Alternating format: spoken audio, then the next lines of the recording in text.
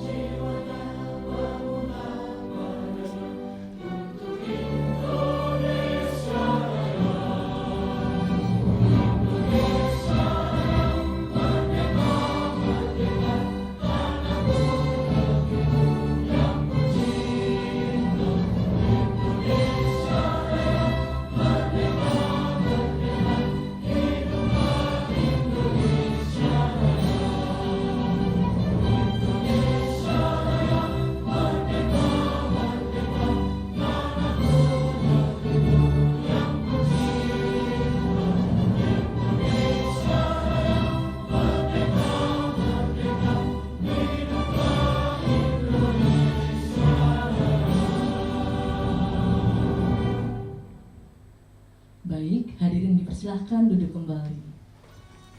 Sedikit saya sampaikan terkait Simposium Khatulistiwa 2024 Mupakara Kerja Perawatan sebagai Praktik Solidaritas diselenggarakan oleh Yayasan Binel Yogyakarta dengan dukungan Kementerian Pendidikan, Kebudayaan, Riset, dan Teknologi Indonesia, Dana Indonesiana, Lembaga Pengelola Dana Pendidikan, Dinas Kebudayaan Daerah Istimewa Yogyakarta, Taman Budaya Yogyakarta, Paniradya Keistimewaan Universitas Negeri Yogyakarta, Institut Seni Indonesia Yogyakarta, dan Kampung Mataraman.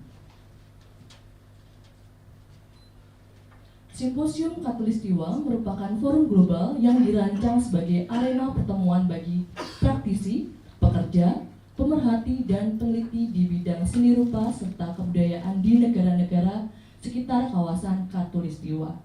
Dan topik ini berangkat dari pertanyaan besar tentang bagaimana cara merawat solidaritas antar warga di tengah kondisi krisis ekologi dan ketimpangan ekonomi saat ini.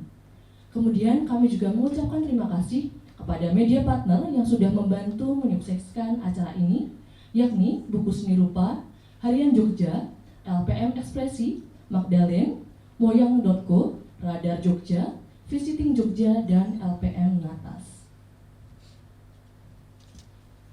Sebelum memasuki sesi diskusi, marilah kita dengarkan sambutan dari Ibu Alia Swastika, Direktur Binel Jogja. Kepada Ibu Alia kami persilahkan.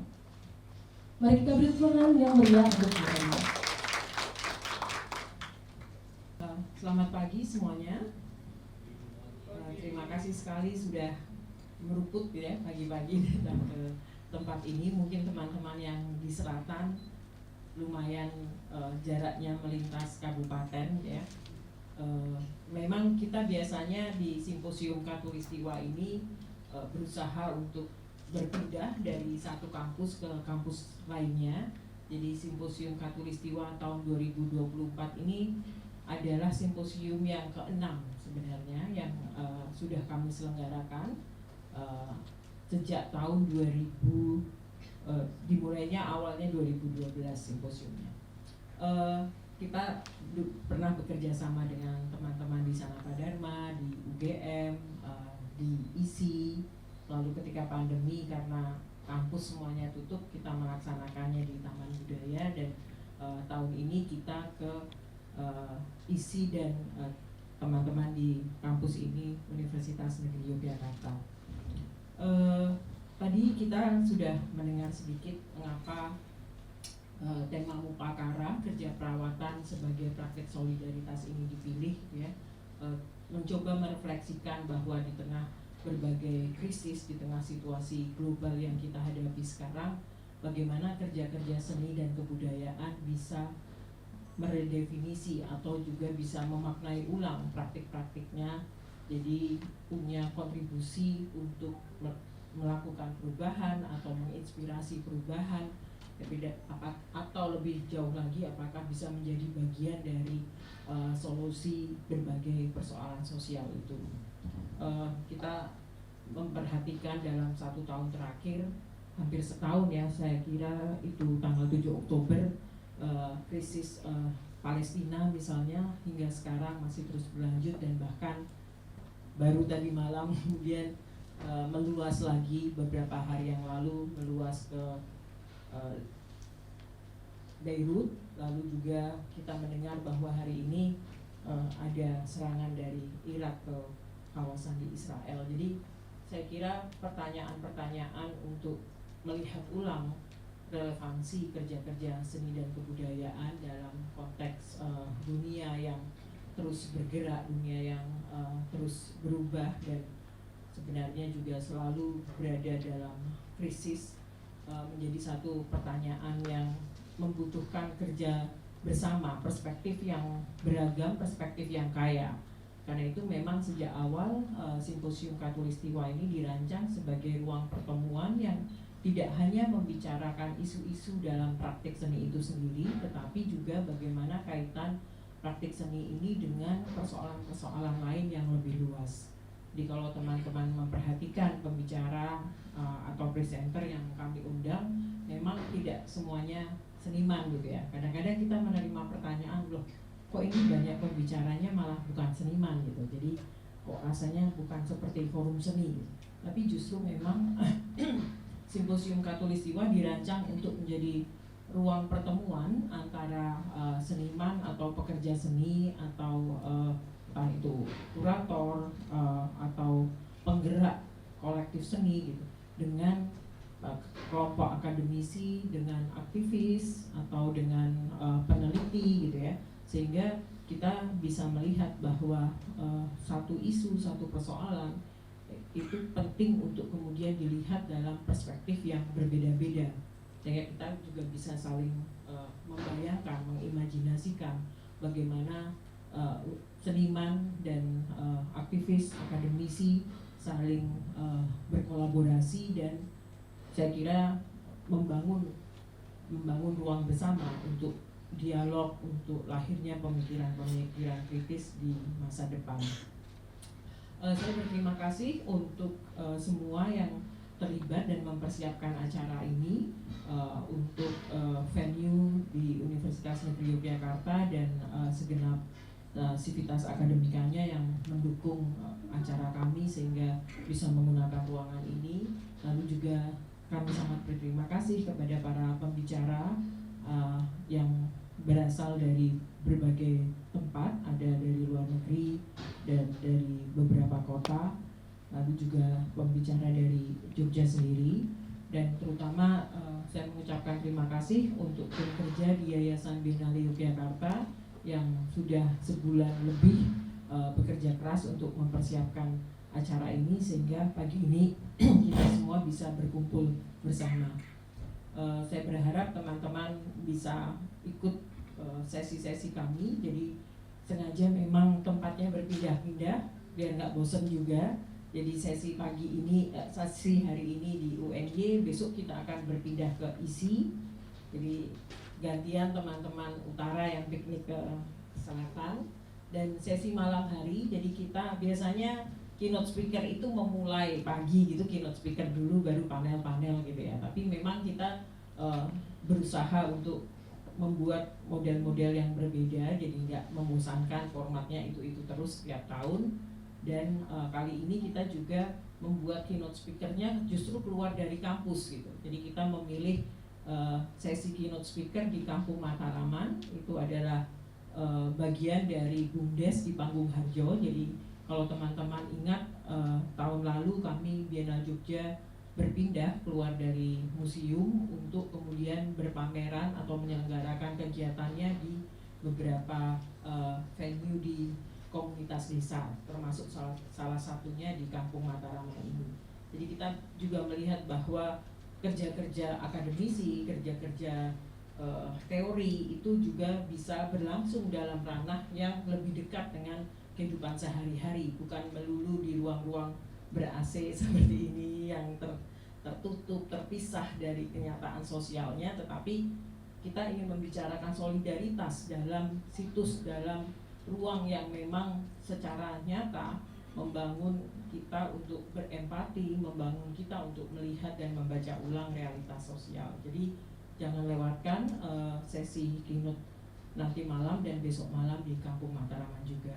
Sekali lagi terima kasih semua untuk partisipasinya. Semoga panel-panel dan presentasi dari para pembicara bisa menginspirasi kita semua untuk sekali lagi melihat kerja kita sebagai kerja-kerja perawatan yang pada akhirnya bisa menumbuhkan empati dan solidaritas. Terima kasih, selamat pagi. Selamat pagi, selamat berdiskusi. Ya, terima kasih banyak. Dan sekali lagi kita beri tepuk tangan yang meriah untuk Ibu Alia Sastika.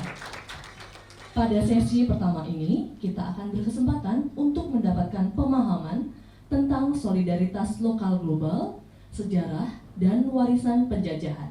Sesi diskusi ini akan dipandu oleh moderator kita, Mas Amos Ursia.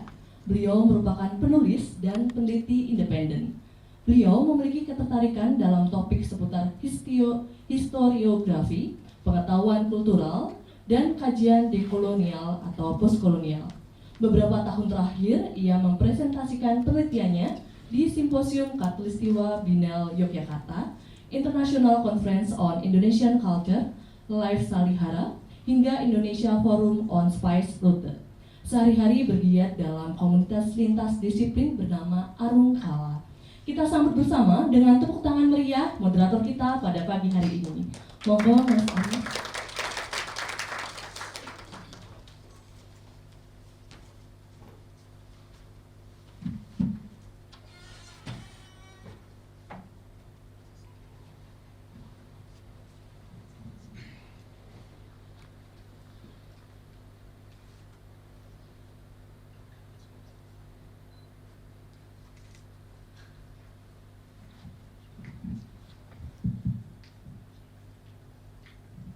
Oke, baik.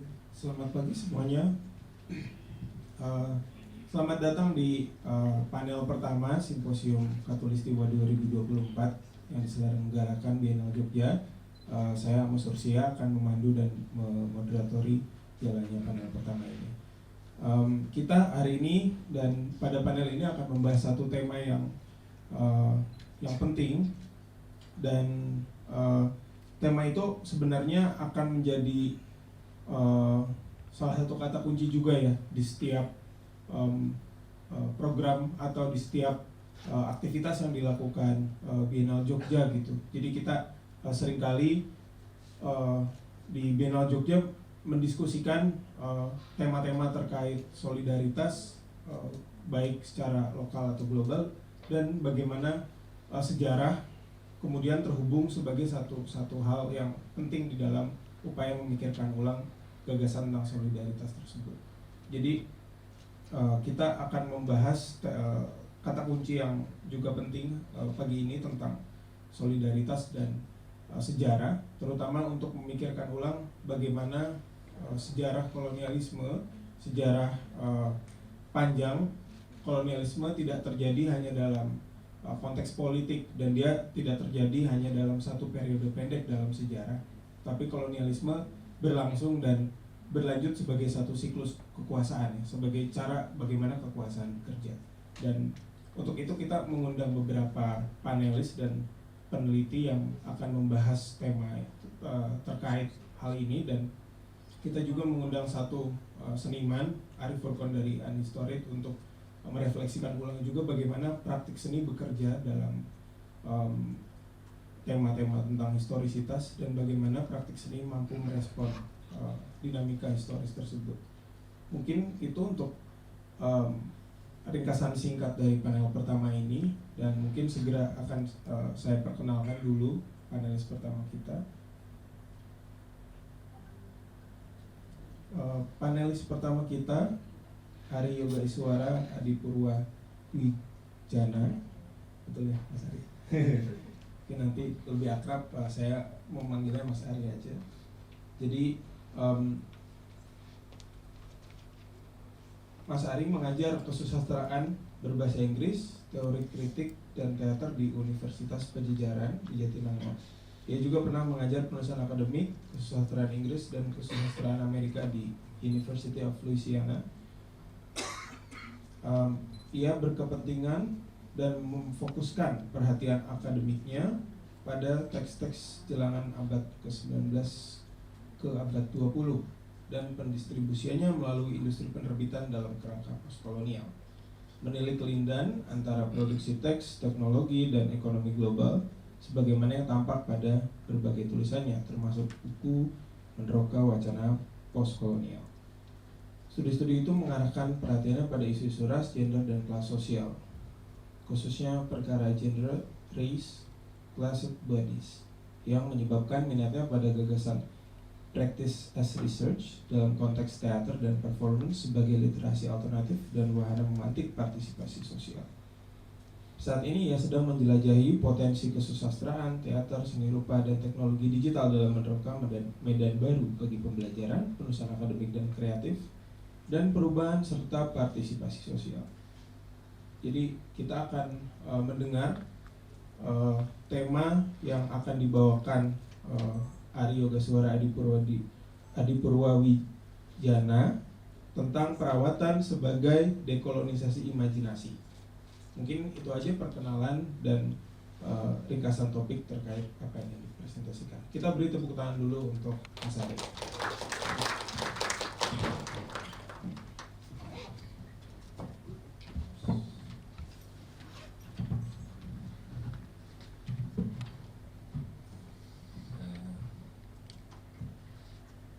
Terima kasih atas perkenalannya. Selamat pagi semuanya, salam sejahtera kita semua. Saya mengucapkan terima kasih kepada forum ini untuk mengundang saya dan memberi kesempatan yang berharga ini untuk turut berbicara dan berbagi pandangan. Mungkin di sesi saya sudah melihat rundown-nya, sesi yang lain itu bicaranya akan sangat spesifik sesuai dengan kerja masing-masing. Tetapi kayaknya saya bisa menjustifikasi karena saya yang pertama kali ngomong saya boleh agak abstrak gitu sebagai excuse pada pembicaraan saya hari ini yang mungkin tidak terlalu spesifik. Nah, jadi saya juga saya akan mengaturkan permohonan maaf juga karena gagasan yang hendak saya sampaikan ini banyak berpangkal dari prasangka buruk ya, baik itu tentang prasangka buruk tentang proses dekolonisasi yang konon sudah dimulai sejak awal abad ke-20, prasangka buruk tentang pembangunan, tentang kemajuan ekonomi yang telah kita capai atau yang tidak kunjung kita capai, termasuk prasangka buruk tentang aktivisme dan gerakan sosial yang selama ini sudah ada dan pernah ada di Indonesia. Dan memang tidak semuanya dan tidak seluruhnya saya punya prasangka buruk ya. Mungkin untuk forum ini saya ada sedikit ada prasangka baiknya. Tetapi di dunia akademis biasanya kalau mulai pakai prasangka buruk lebih banyak hasilnya gitu daripada berprasangka baik. Jadi mudah-mudahan dimakan nanti ya, bahwa nanti nada-nadanya agak banyak prasangka buruknya. Selain itu juga karena topik panel ini dan sesungguhnya keseluruhan simposium ini secara keseluruhan sifatnya kompleks dan cakupannya sangat luas dan waktunya sangat terbatas ya. Memang waktu secara mendasar memang selalu terbatas ya. Bukan eternity gitu. Jadi saya akan membacakan sesuatu yang sudah saya siapkan, berusaha setia dengan itu, dan karena keterbatasan waktu juga saya akan mulai dengan sebuah kisah di slide berikutnya. Karena kisah itu lazimnya memberi gambaran tentang situasi yang kompleks dan bercakupan luas tanpa harus menjelaskan kompleksitas dan cakupan luasnya secara runut dan rasional. Mungkin juga itu yang bisa dilakukan oleh praktik-praktik budaya keseharian, oleh ritual, oleh karya-karya seni yang bisa menyajikan cara kita memahami dunia kita atau tempat kita dalam dunia tanpa harus membuat pernyataan yang terstruktur secara sistematis. Tidak harus ada jelas subjeknya mana, predikatnya mana, gitu, keterangannya mana, tetapi tersaji sedemikian sehingga bisa memberi gambaran yang lebih terbuka dan bisa ditanggapi secara lebih bebas dan terbuka pula. Nah, kisah yang hendak saya rujuk ini merupakan cerita pendek karya penulis dari Ghana, yaitu Ama Ataidu, yang berjudul Certain Winds from the South, yang pertama kali terbit di majalah Black World edisi bulan Agustus 1970.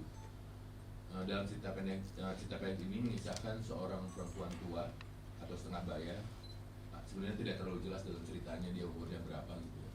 Sebagaimana orang kebanyakan di kampung itu yang nggak jelas juga usianya berapa. Kalau udah lewat 20 itu jadi ya udah usianya selalu segitu gitu ya. Jadi udah jadi ibu-ibu atau jadi bapak-bapak ya udah usianya tetap gitu, sampai mati. Yang dan disebutnya Mama Asana. Kisah ini dimulai dengan Mama Asana bangun pagi, jadi setting waktunya itu di pagi hari dia baru bangun untuk memulai harinya dan merenung tentang anak perempuannya Hawa dan cucu laki-lakinya Fuseni. Jadi ketika dia bangun dia langsung mengadres gitu ya anak Hawa dan Fuseni, dan kadang-kadang dia seperti berbicara kepada mereka tetapi mereka masih tidur.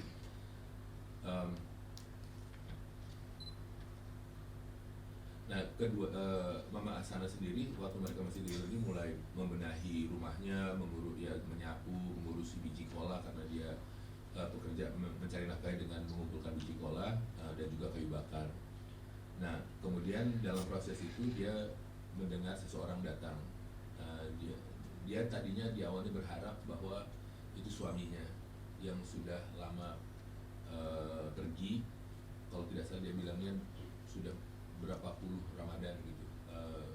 Suaminya pergi, dia menghitungnya berdasarkan Ramadan karena selalu suaminya menjanjikannya akan pulang nanti Ramadan. Tetapi ternyata yang datang itu bukan suaminya, melainkan menantunya yang bernama Isa. Dan Isa itu datang sudah dipersilakan untuk masuk untuk ketemu sama anak istrinya, tetapi Isanya menolak. Dan dia hanya mau pamit ke Mama Asana bahwa dia akan pergi ke selatan gitu, untuk mencari penghidupan, untuk mencari nafkah. Ketika ditanya mencari nafkah ngapain gitu di sana, terus kata dia motong rumput. Terus Mama Asananya bingung ya kan, kalau motong rumput jauh amat gitu, motong rumput di sini aja gitu. Di sini juga banyak rumput, di daerah Keral di padang rumput kan banyak rumput. babat rumput yang ini aja gitu. Tetapi tampaknya ada perbedaan pemahaman gitu antara Mama Asana dan Isa. Kalau Isa potong rumput itu nanti dikonversi menjadi, saya nggak tahu juga Ghana mata uangnya apa gitu, jadi menjadi mata uang gitu. Tetapi Mama Asana mikirnya kalau motong rumput ya misalnya kayak buat ngasih makan ternak gitu ya, atau dibuat apa gitu.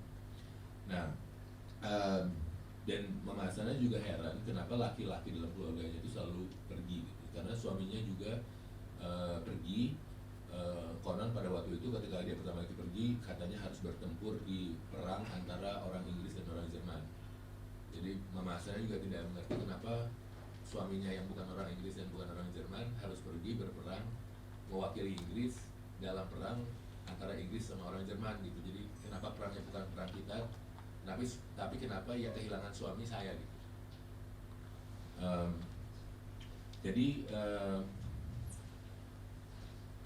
para lelaki di keluarganya jadi selalu pergi dan selalu berjanji akan pulang saat Ramadan, tetapi tidak pernah terpenuhi. Dan karena itu Mama Asananya sudah mulai menduga bahwa sepertinya Isa juga tidak akan pulang waktu Ramadan. Nah, sepanjang kisah pembaca tidak pernah yakin apakah yang dikisahkannya itu memang menceritakan peristiwa-peristiwa, kejadian-kejadian nyata. Apakah Isa menantunya benar-benar datang untuk pamit ke kota? Apakah ketika ia berbicara pada anak dan cucunya memang mereka mendengar gitu? Apakah seluruh kisah itu, jangan-jangan seluruh kisah itu hanya dalam kepalanya? Namun yang pasti adalah semua keresahan itu menjadi perhatian dan keprihatinannya yang ada dalam dan seperti itu pula tampaknya dalam benak si pembacanya. Pembacanya, saya misalnya, itu tahu itu kisahnya itu kisah fiktif. Tetapi saya juga tahu bahwa permasalahan yang ada pada kisah itu nyata, sedemikian nyatanya sehingga saya mendapat gambaran kehidupan yang tidak diketahui saya sebelumnya dan kisah yang hadir di depan mata saya itu. Dan karena itu di akhir kisah Mama Asana memutuskan untuk mengumpulkan biji kola lalu menjualnya ke pasar agar ia dapat membeli ikan asap untuk dibuatkannya saus katanya yang enak untuk makan keluarganya di hari itu. Dia bilang, today even if it takes all the money, I hope to get some smoked fish, the biggest I can find, to make us a real good sauce. Demikian harapan Mama Asana di akhir kisah tersebut di awal harinya. Dan saya kira kita yang sedang berada, kita itu sedang ada di momen semacam, kita semua sekarang itu ada dalam momen seperti itu. Di momen kitanya tidak tahu, kitanya kesulitan untuk memahami apa yang terjadi, dan di mana tempat kita dalam rangkaian peristiwa yang kompleks itu, dan yang bisa kita lakukan akhirnya yang hanya hal-hal yang memang bisa kita lakukan seperti masak atau bikin sesuatu.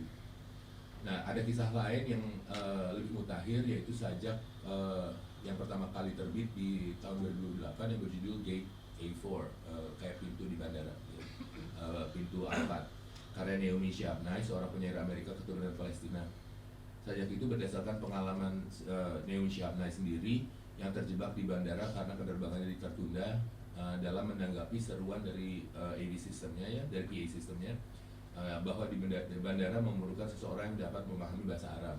Dan karena dia keturunan Arab dan walaupun dia tidak fasih berbahasa Arab, dia menanggapi seruan tersebut.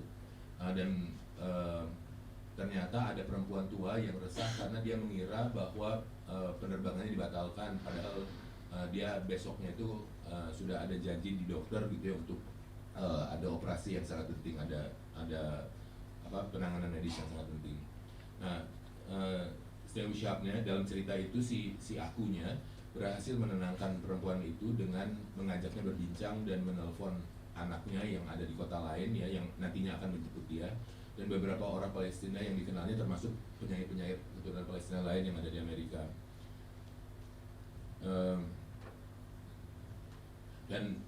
Selama 2 jam mereka membangun hubungan sampai akhirnya si perempuan tua itu mengeluarkan kue mamul khas Palestina dan membagikannya ke orang-orang yang ada di sekitarnya dan disambut baik oleh semua orang yang ada di situ. Dan sajak itu berakhir dengan perkataan begini, "This is the world I want to live in, the shared world. Not a single person in that gate seemed apprehensive about any other person." this can still happen anywhere. Not everything is lost. Inilah dunia tempat saya ingin hidup, dunia bersama. Tidak ada satupun orang yang ada di gate itu yang tampak enggan terhadap orang lain. Ini masih dapat terjadi di mana saja. Segalanya belum hilang. Itu menurut saya itu akhirnya itu ada pada momen yang serupa dengan momen yang sedang dialami oleh Mama Asana. Dalam situasi yang sepertinya di luar kendali dan kita ada di tempat yang tampaknya kita tidak dapat menentukan, tidak punya kuasa dan kendali atas diri kita sendiri dan menentukan peran kita dalam dunia yang sedemikian kompleksnya dan jalannya itu semuanya di luar kendali kita, semuanya diatur oleh tanda kutip sistem gitu ya. Maka ada momen-momen ketika harapan itu ada dan harapan itu tercipta oleh situasi yang serupa. Ada dalam dua itu kebetulan karena dua penulisnya adalah perempuan, maka trope atau motif yang dipakainya adalah makanan, gitu. Menyediakan makanan, menawarkan makanan, kalau dalam bahasa Inggris jadi kayak providing care gitu, menawarkan perawatan kepada orang lain. Nah, kedua kisah tersebut menggambarkan kehidupan banyak orang di dunia. Setidaknya sejak akhir abad ke-16, akhir abad sampai abad ke-17.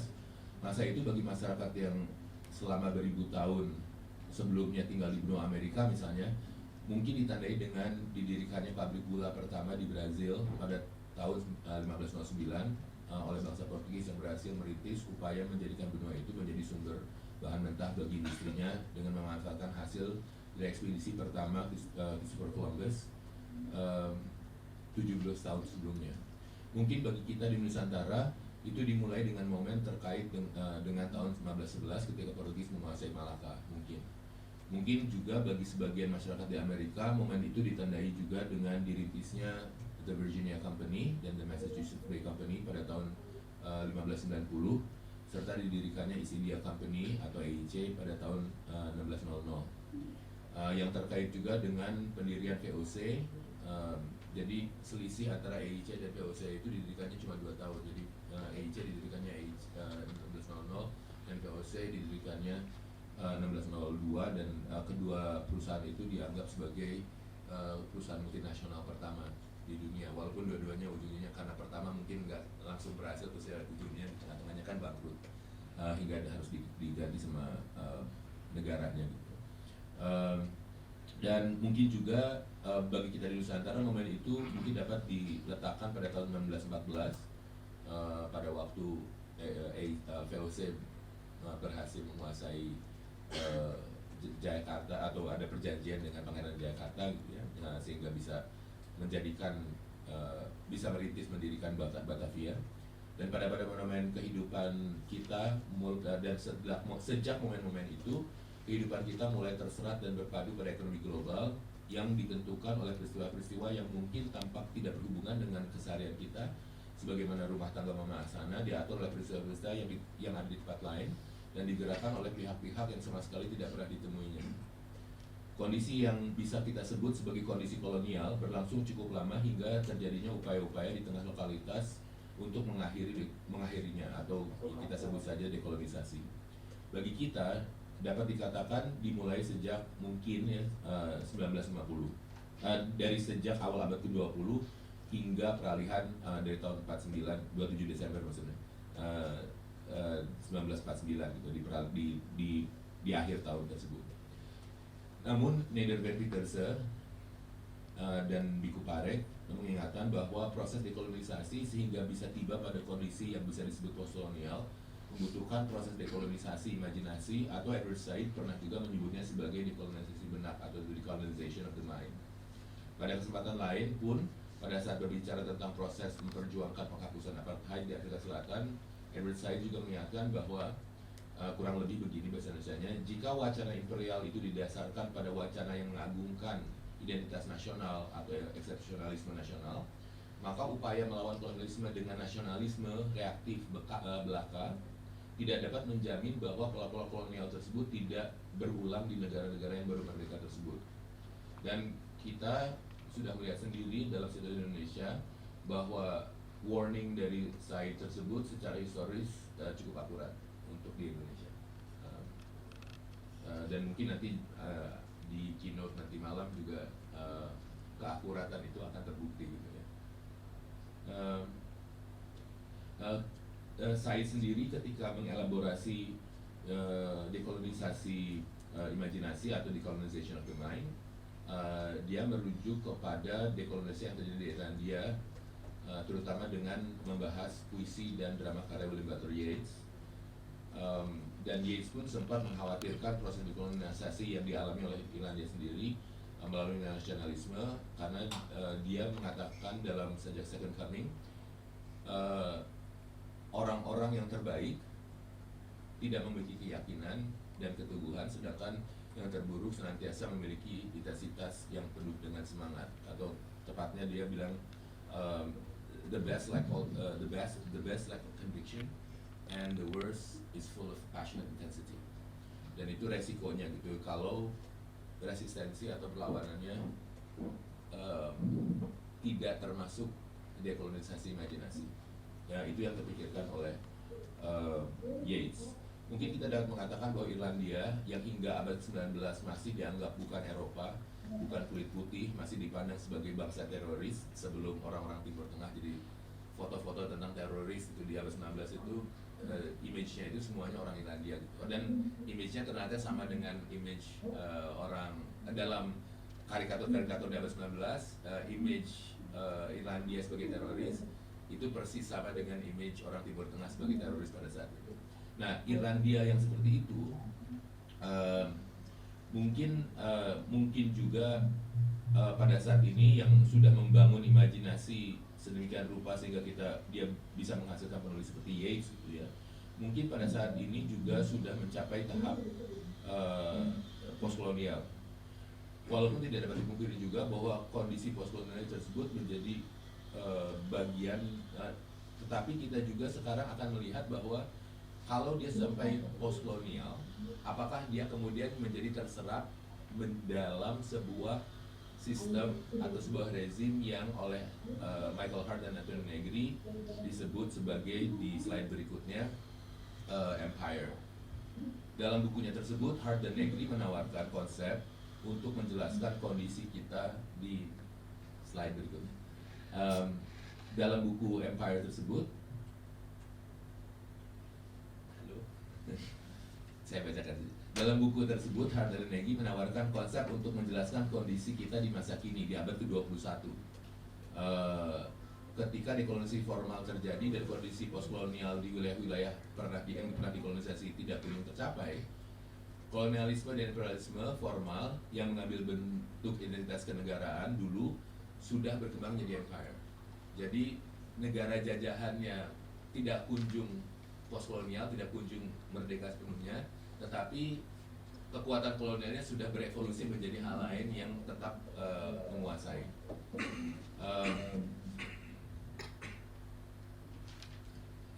Dan empire ini menurut kata Hart dan Negri adalah sebuah rezim yang tidak berbatas, dan karena itu juga dia melampaui bentuk-bentuk formal lembaga negara ataupun bentuk-bentuk perusahaan seperti EIC dan VOC yang menjadi pionir dalam kolonialisme modern.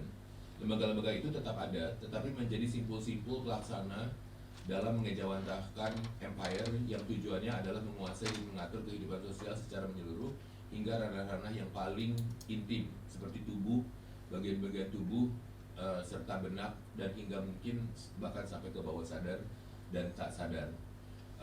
Hart dan Negri juga dalam bukunya itu mendaftarkan berbagai bentuk lembaga-lembaga yang menjadi simpul-simpul empire ini, termasuk misalnya PBB dan beberapa NGO internasional, bahkan termasuk Greenpeace. Dan dia menjalankan bentuk-bentuk empire dalam bentuk yang lain, sehingga untuk orang-orang yang seperti tadi sudah disampaikan oleh Alia melakukan praktek-praktek solidaritas dan sebagainya, itu agak kesulitan untuk mengidentifikasi posisinya karena nggak tahu mana yang empire, mana yang bukan gitu. Karena bahkan kita bisa berkhawatir bahwa jangan-jangan semua, kalau kita membangun solidaritas global itu semuanya sudah terserap oleh empire gitu, sehingga kita tidak tahu lagi harus bagaimana.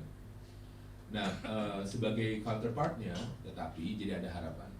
Hart dan Negri juga menawarkan konsep the multitude sebagai counterpartnya dari empire yang dapat menjalankan tugas politik bukan saja melawan, melainkan juga mengenal dan mengarahkan kembali proses-proses empire ke arah tujuan-tujuan baru.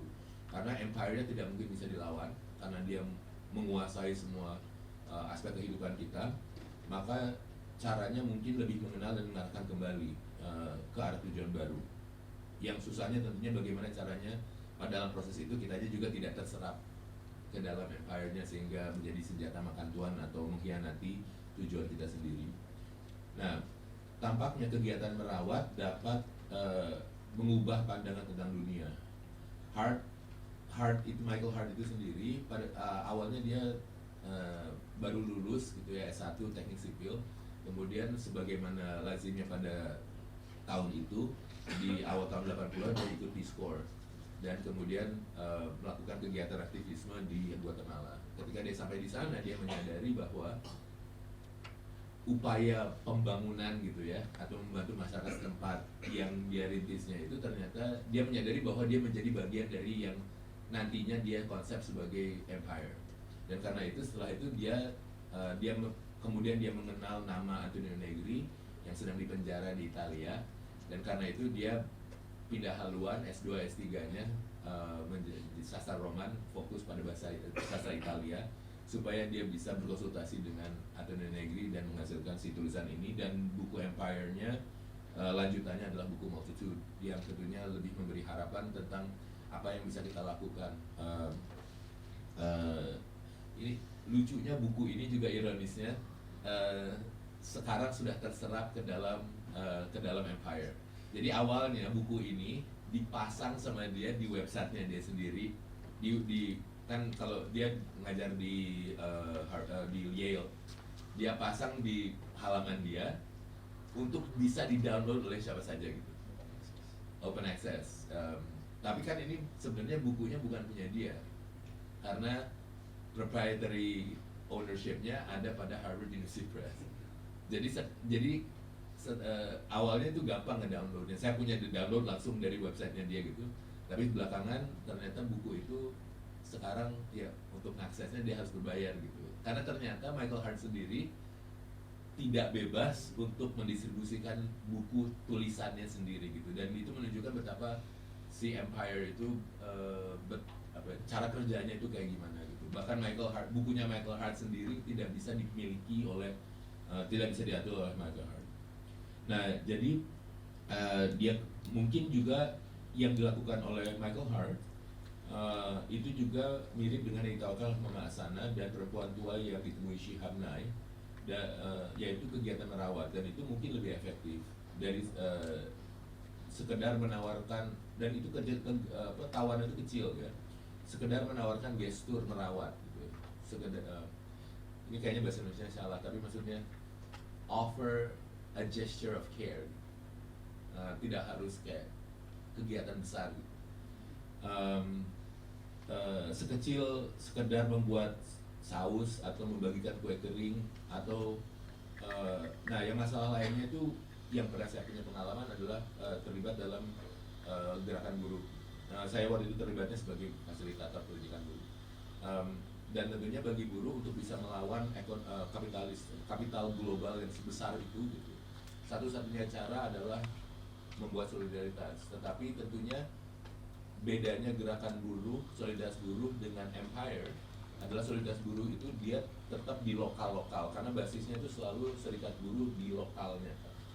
Nah, tetapi kemudian dia bekerja sama satu sama lain dan saling memberi support tanpa dianya sendiri menjadi bagian dari sesuatu yang lebih besar. Jadi sesuatu yang lebih besarnya itu network, bukan sebuah entitas yang utuh. Mungkin contoh lain yang sedang dalam proses itu yang bisa dijadikan contoh itu misalnya jaringan anarkis gitu ya, anarkosindikalisme atau dalam bentuk di seni musiknya mungkin punk atau subculture, the punk subculture gitu, itu juga di jaringnya sangat kuat, dan cara kerjanya juga seperti itu. Dia melampaui batas-batas kenegaraan dan berusaha mengembangkan pola-pola saling mendukung gitu ya. Kalau merawat itu artinya bisa itu saling mendukung, tanpa dianya sendiri menjadi terserap dalam sesuatu yang lebih besar. Saya sendiri sebenarnya tidak tahu apakah yang dilakukan, karena kalau melihat gerakan buruh internasional kayaknya pesimis gitu ya, sebagaimana juga melihat gerakan punk internasional juga pesimis, karena ujung-ujungnya kalau dia berhasil nanti dia dapat record label gitu. Jadi bisakah gitu sesuatu itu, semua gerakan solidaritas dan merawat ini bisa terjadi tanpa ketika dia berhasil malah dia terserap ke dalam empire. Nah, yang terakhir ini kayaknya saya udah kelamaan. Tadinya saya mau bicara tentang istilah contagion. Ada sesuatu yang membuat kita jadi terserap gitu, karena ada sesuatu yang masuk ke dalam diri kita. Contagion ini juga ditawarkan oleh Michael Hart dan Anthony Legri, tetapi sekarang ada kajian-kajian baru tentang contagion. Contagion ini bisa dipahami sebagai contagion dalam arti yang sesungguhnya, yaitu misalnya virus, dan adanya ekonomi global itu memungkinkan contagion memang jadi bersifat global, sebagaimana yang terjadi di Perang Dunia I ketika ada Spanish flu, yang pada dasarnya itu strain yang lebih awal daripada COVID yang barusan kita alami. Nah, bisa seperti itu, dan bahkan contagion ini geraknya bisa dua arah. Di satu sisi Michael Hart memberi contoh bahwa ketika kolonialisme datang ke suatu tempat untuk dieksploitasi sumber dayanya, dia khawatir jika yang disebut sebagai the abundance of life, karena di daerah tropis itu kehidupan itu sedemikian banyaknya gitu ya, mikroorganisme hidup, organisme hidup, flora dan fauna banyak gitu, dan kesulitan bagi empire sebelum jadi empire, kesulitan bagi kekuatan imperial untuk menguasainya. Tetapi pada waktu yang sama ada juga kasus yang lebih tua yang tadi saya sebutkan ketika didirikannya Virginia Company, itu ketika ekspedisi yang dipimpin oleh John Smith yang di film, kalau tahu ceritanya tinggal nonton Pocahontas gitu. Jadi ketika John Smith datang, itu bangsanya Pocahontas itu langsung mati karena mereka katanya diserang oleh peluru-peluru invisible, yaitu virus cacar. Karena orang Algonquin tidak pernah mengalami cacar, jadi mereka tidak imun gitu waktu kecil. Jadi mereka ketika orang kulit putih datang, mereka merasa ada perubahan dalam dirinya gitu, sehingga turut masuk ke dalam dirinya, sehingga dianya langsung hilang gitu, langsung mati.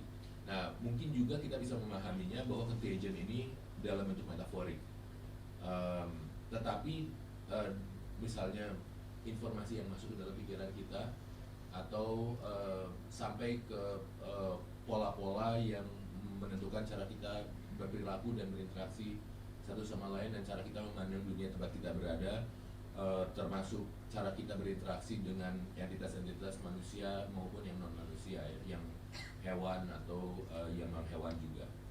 Nah, tetapi harusnya setelah pandemi kita harusnya sudah tahu bahwa adanya empire besar yang bisa melemparkan contagion ke dalam diri kita ini hanya bisa kayaknya lumayan berhasil pada waktu COVID, karena cara menanganinya itu bukan dengan resistance tetapi dengan care, dengan mengurusi, dengan menangani hal-hal kecil gitu. Karena tidak ada orang baris berbaris gitu ya melawan COVID gitu, tetapi orang ke makhluk-makhluk lain gitu yang mengurusi hal-hal detail yang tentunya menurut saya sangat dipahami oleh seniman gitu. Karena untuk membuat sesuatu komposisi yang besar, apalagi kalau misalnya kerjanya kolaboratif, selalu dimulainya dengan perhatian dan perawatan terhadap hal-hal kecil.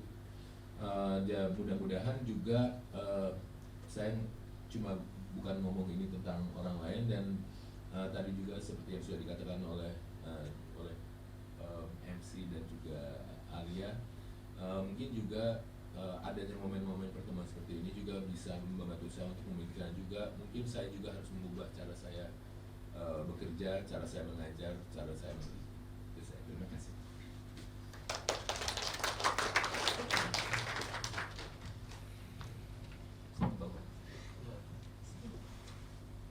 Oke, terima kasih banyak Mas Ari atas presentasinya, dan teman-teman bisa mencatat pertanyaan-pertanyaan atau tanggapan untuk nanti akan kita diskusikan setelah dua panelis lainnya mempresentasikan gagasannya.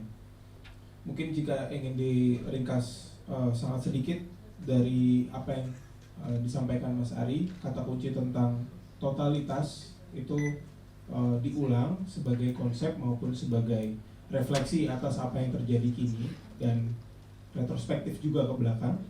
Jadi kata kunci tentang totalitas, bagaimana sejarah kolonial itu bisa dilihat sebagai satu totalitas, dan ini juga yang tadi ditautkan kepada kerangka referensi dari Antonio Negri dan Michael Hart tentang empire dan multitude, teori-teori yang berkembang di ilmu politik kontemporer 20 tahun kebelakangan. Dan untuk itu kemudian membicarakan masa lalu, membicarakan apa yang terjadi pada sejarah itu tak pernah sama lagi ketika kita membicarakannya dalam kerangka-kerangka seperti ini. Dan untuk itu kita akan membicarakan juga tentang bagaimana sejarah produksi pengetahuan kolonial berhubungan dengan bagaimana pengetahuan itu dipakai secara politis. Dan untuk itu kita sudah mengundang satu sosok yang akan mempresentasikan gagasannya, berjudul Kolonialisme, Kesadaran Kebangsaan dan Kebatinan, Tinjauan Kembali, dari Eka Ningtyas. Merupakan seorang sejarawan perempuan yang memiliki ketertarikan kuat dalam tema sejarah intelektual dan juga sejarah gagasan seperti Javanisme, kebatinan, kejawen, dan kedudukannya dalam wacana keagamaan, politik maupun kesusastraan Indonesia. Saat ini Eka bekerja sebagai pengajar di program studi ilmu sejarah UNY dan dalam proses penyelesaian disertasi mengenai gagasan Javanisme di Indonesia. Mungkin untuk itu kita beri tepuk tangan untuk Eka Ningtyas.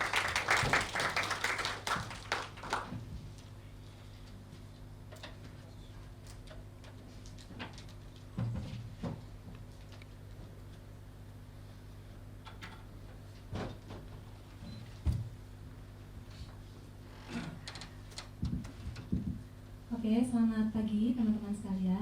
Saya ucapkan terima kasih banyak atas kehadirannya ya di sini untuk kita bisa bersama-sama berdiskusi terkait dengan isu yang sangat menarik yang sudah diangkat oleh tim BINEL tahun ini ya, terkait dengan solidaritas dan juga perawatan.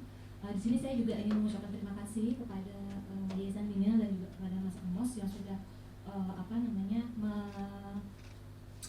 membuat panel pertama ini menjadi menarik gitu, terutama bagi saya. Jadi setelah mendengarkan pemaparan dari Mas Ari terkait dengan kolonialisme dan sebagainya. Nah, di sini saya akan menyambung tadi pemaparan pertama ya, dengan kalau tadi kita diajak berjalan-jalan dengan suatu kondisi yang cukup abstrak gitu ya, tapi sangat seru, dan itu juga berkaitan dengan bagaimana cara kita melihat dunia. Nah, di sini saya akan berusaha untuk membuatnya menjadi lebih bisa kita pahami dalam arti dekat dengan kita. Nah, saya akan mengangkat satu bahasan yaitu terkait dengan aliran kebatinan di tahun 50-an yang kemudian di tahun 67 berganti nama menjadi kepercayaan seperti yang kita pahami hari ini. Dan saya ingin mengajak melihat bagaimana sebenarnya eksistensi dari kelompok ini merupakan satu bagian daripada kita bisa melihat proses dekolonisasi, dan juga justru pemerintah kita masih meneruskan praktek kolonialisme. Nah, bagaimana buktinya? Nah, saya akan menunjukkan satu peta. Ini adalah peta yang saya kumpulkan dari sebuah organisasi di bawah kehakiman dan juga Departemen Agama, namanya adalah PAKEM. PAKEM itu pengawas aliran kepercayaan di masyarakat, yang mana ini ditujukan untuk mengontrol besarnya, ini peta di tahun 54 ya, jadi ini adalah wilayah yang ada di Jawa Tengah saja, itu dari catatan PAKEM itu ada 111 aliran, waktu itu masih kebatinan ya namanya ya, aliran kebatinan yang perlu quote by quote diperhatikan, karena mereka dianggap meresahkan dan lain sebagainya. Nah, jika kita lihat praktek-praktek yang dilakukan oleh Pakem di bawah kehakiman dan juga Departemen Agama ini, sebenarnya ini adalah satu praktek yang sudah berlaku atau yang sudah berlangsung bahkan sejak kolonialisme, di mana di tahun-tahun pasca, jika teman-teman sudah membaca pemberontakan petani Banten misalnya ya, Sartono Kartodirjo, bagaimana sebenarnya ketakutan-ketakutan pos perang Diponegoro terhadap bangkitnya spirit-spirit Ratu Adil, spirit-spirit mesianisme, spirit-spirit satu harapan untuk bebas dari kekuatan-kekuatan yang membelenggu, itu menjadi satu ketakutan besar pemerintah kolonial, sehingga mereka banyak sekali melakukan kontrol-kontrol terhadap kebangkitan dari kekuatan-kekuatan spiritual yang bisa mengarah kepada satu revolusi, kira-kira begitu ya. Dan ini kemudian diteruskan oleh pemerintah kita melalui Departemen Agama dengan melakukan pengawasan-pengawasan kepada aliran-aliran yang dianggap bisa membawa atau membangun satu semangat revolusi dari suatu keadaan yang tidak pasti. Nah, uniknya organisasi-organisasi ini selalu muncul hampir di saat kita sedang dalam keadaan yang tidak baik-baik saja. Misalnya perang Diponegoro ya karena ada satu bentuk kolonialisme untuk menghancurkan tatanan lama di Jawa dan membentuk satu tatanan baru, maka muncul Ratu Adil Diponegoro. Kemudian pemberontakan petani Banten muncul karena adanya perubahan dari sistem tanah yang dimiliki oleh bupati-bupati lokal beralih kepada milik government gitu ya. Lalu misalnya aliran-aliran kebatinan. Nah, mereka juga muncul di saat paling banyak dari catatan yang saya kumpulkan itu justru di periode revolusi fisik Indonesia. Jadi di tahun 45 sampai 49 muncul banyak sekali organisasi-organisasi kebatinan yang mereka berusaha mencari solusi dari bagaimana sebenarnya kita ini sudah tatanan baru tapi kok masih tidak baik-baik saja, masih perang, masih saling berdebat dengan sesama orang Indonesia dan lain sebagainya. Nah, di sini saya ingin menunjukkan bahwa sebenarnya praktek-praktek harusnya ini kita sudah secara teori ya, kita sudah independen ya, sudah merdeka, harusnya sudah tidak ada praktek kolonialisme, tapi ternyata kontrol-kontrol itu masih juga dilakukan bahkan jauh setelah Indonesia merdeka. Monggo di next untuk selanjutnya misalnya next. Di sini bisa dilihat misalnya kebatinan itu bukan hal yang teman-teman anggap bukan apa-apa, mereka besar sekali. Jadi di tahun 55 mereka berkumpul melakukan sebuah kongres mempertanyakan sebenarnya arah Indonesia ini seperti apa, kemerdekaan ini isinya harus seperti apa. Oh, ternyata setelah revolusi fisik tahun 45-49 yang begitu menggemparkan, yang begitu menyedot energi orang Indonesia, kita kehilangan lagi unsur-unsur kebatinan kita. Maka kita harus kembali kepada batin yang baik, kita harus kembali kepada esensi menjadi manusia yang baik, yang itu betul-betul sebenarnya berangkat dari pengetahuan lokal kita sebelumnya. Nah, mereka berkumpul gitu, ada 680 orang di seluruh Jawa dan ada satu perwakilan dari Palembang untuk mendiskusikan apa itu sebenarnya makna dari kebatinan. Nah, kemudian menjadi bentrok ketika ada satu lembaga yang namanya Departemen Agama tidak setuju dengan definisi kebatinan karena kebatinan dianggap menjadi agama baru, kira-kira begitu ya. Padahal Departemen Agama punya satu definisi mereka sendiri terkait dengan agama, misalnya harus monoteis, harus satu Tuhan, ya. Kemudian harus punya kitab suci, harus punya lembaga yang diakui internasional dan lain sebagainya. Sedangkan kebatinan itu kan batin kita ya, jadi kita dengan Tuhan secara langsung, tidak mengenal lembaga tertentu. Nah, ini kemudian menjadi satu praktek-praktek yang jika kita lihat dari teori-teori postkolonial ini menarik. Bagaimana sebenarnya pandangan kita terhadap kebatinan ini tidak berbeda dengan pandangan pihak pemerintah Belanda pada waktu itu terhadap gerakan-gerakan Ratu Adil misalnya. Nah, tapi uniknya sempat di tahun 73 kebatinan ini diakuisisi dan juga direkognisi oleh Soeharto karena beliau juga sebenarnya seorang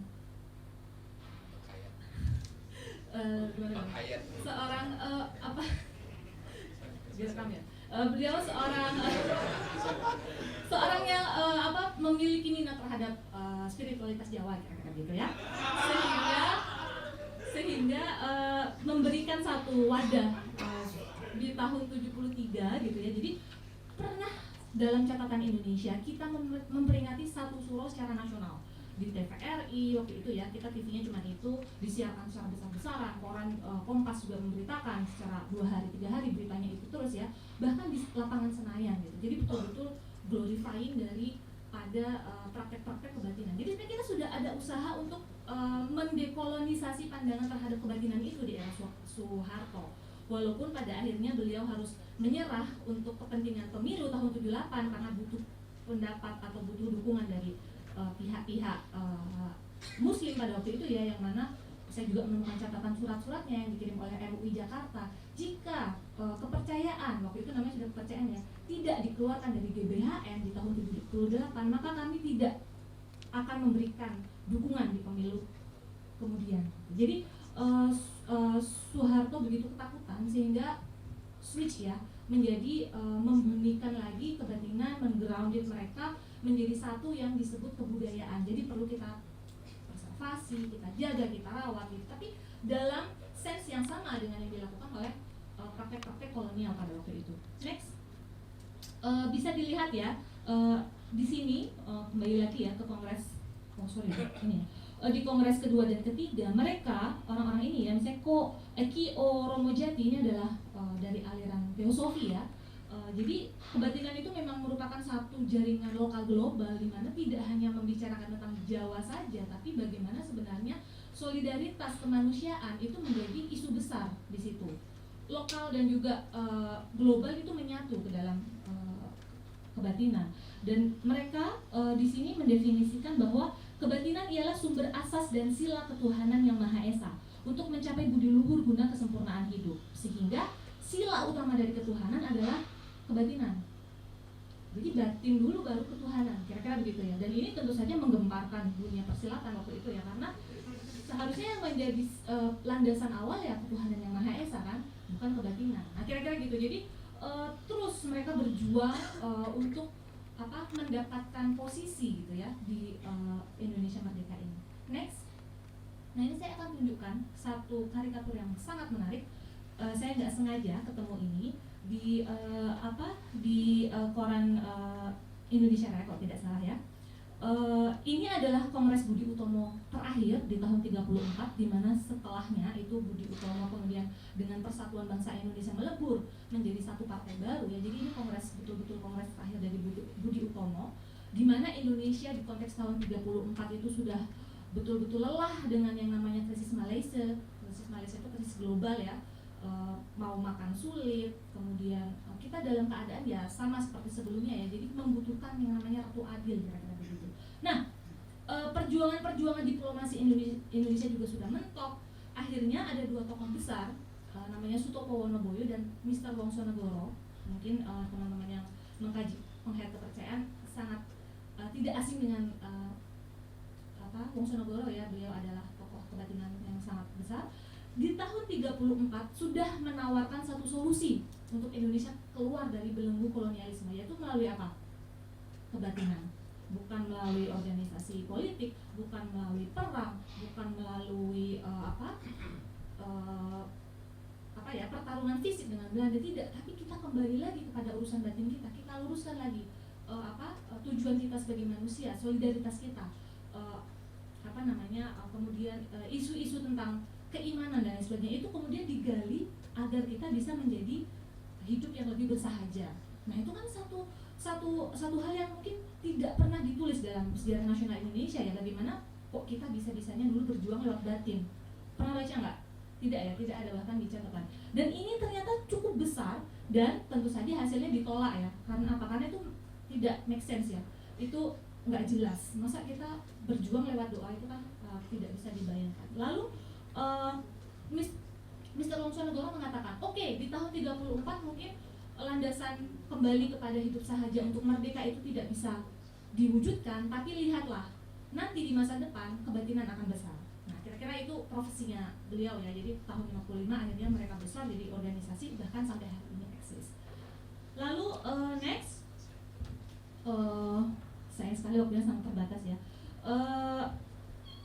Kita kehilangan satu generasi intelektual besar kebatinan. Jadi kebatinan, kalau saya bilang penghayat kepercayaan, pasti yang ada di benak teman-teman, di imajinasi teman-teman adalah orang yang ke pantai cari wangsit gitu ya, ke gua cari apa gitu ya. Selalu imajinasi itu yang hampir kita pelihara gitu. Dan itu entah dari mana datangnya. Padahal kalau kita lihat kebatinan itu justru berangkat dari gagasan-gagasan intelektual global lokal, teosofi, javanologi, yang itu juga memang sebenarnya kalau kita bisa bicara itu juga sebenarnya kolonialisme kebudayaan ya. Para pria yang tercerahkan, privilege ya, yang kemudian dia bisa memanfaatkan kebangsawanannya untuk pencerahan gitu kira-kira. Lalu gerakan kebangsaan, penguatan identitas Jawa, lalu respon terhadap reformisme Islam. Nah, ini adalah satu isu-isu besar yang kemudian memunculkan intelektual kebatinan di Indonesia pada waktu itu untuk mencari solusi. Sebenarnya kita arah memang Jawa ya, ini basicnya arah orang Jawa ini harusnya seperti apa sih, kira-kira begitu. Namun dan juga di sini misalnya saya ambilkan satu foto penari pertama, penari topeng apa ya saya lupa, dari Trido Buksowiromo. Ini juga satu organisasi yang penting karena Trido Buksowiromo adalah satu sanggar tari di Jogja yang membawa tarian-tarian klasik keluar dari tembok istana. Karena sebelumnya jika kita ingin belajar tari itu kalau tidak kerabat sultan atau tidak jadi abdi dalam, kita tidak bisa menari ya. Nah, ini oleh Trido Buksowiromo dibawa. Siapakah mereka? Mereka adalah orang kebatinan, para pangeran-pangeran Jawa yang tadi ya tercerahkan, yang merasa bahwa solidaritas harus dibangkitkan. Bagaimana ya tarian dibawa keluar, orang lokal, orang-orang di luar tembok istana boleh menari dan lain sebagainya. Nah, next, nah ini juga misalnya saya ambilkan bekas ya atau artefak dari sekarang jadi SMP Steladus 2 di Jalan Surodiningrat. Ini tidak sembarang bangunan ya. Jadi bangunan ini menjadi saksi mata dari munculnya organisasi namanya Princeton Bond dan juga Papermalan Kawulungan Yogyakarta yang diinisiasi oleh para pangeran Jawa yang tercerahkan yang tadi ya, orang-orang kebatinan tadi, ingin membentuk satu demokratisasi di wilayah yang monarki.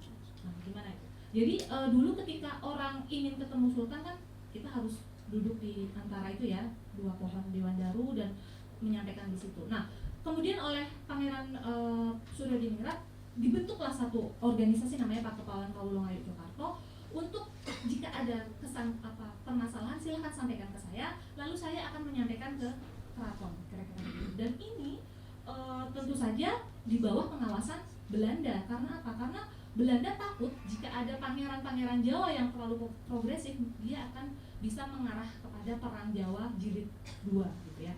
Karena kan dulu juga Pangeran Diponegoro seorang pangeran dari Pakualam ya. Dari Keraton Yogyakarta. Nah, next.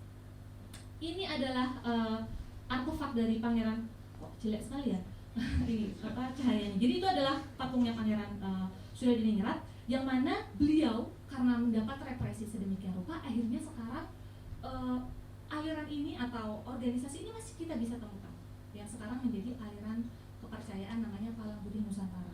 Yang mana itu merupakan punya spirit dari demokratisasi budaya-budaya Jawa yang tadi sangat elitis untuk bisa dinikmati oleh para kromo-kromo kira-kira gitu ya. Dan itu masih sampai detik ini ya. Itu di mana namanya, di Jalan Surodiningrat di belakang SMP Steladus 2. Next. Mungkin ini tidak usah ya yang selanjutnya karena waktunya sudah terlalu lama. Jadi yang ingin saya sampaikan di sini adalah bagaimana sebenarnya solidaritas yang bisa diciptakan oleh aliran-aliran kepercayaan yang mana mereka memang biasanya sangat erat dengan alam, kemudian mereka juga kembali kepada mencari solusi untuk kehidupan yang lebih baik, untuk kembali kepada hidup yang bersahaja, bahkan terkadang mungkin tidak masuk di akal untuk kehidupan yang sangat modern gitu ya kira-kira. Nah, ini juga yang menjadi satu gagasan untuk kita menilai kembali bahwa sebenarnya mereka ini tidak hanya berkutat pada keagamaan saja, tapi mereka juga melampaui sekat-sekat global lokal dan juga mereka melampaui satu gagasan nasionalisme di mana ya tawarannya tidak hanya yang sifatnya organisatoris tapi juga kembali mengolah batin manusia sehingga menjadi manusia yang lebih bersahaja, meluruskan tujuan hidup sehingga kita bisa menciptakan satu negara yang telah merdeka yang menjadi lebih baik ketimbang periode-periode sebelumnya. Mungkin itu saja Mas Amos, maaf lebih dari 15 menit. Terima kasih.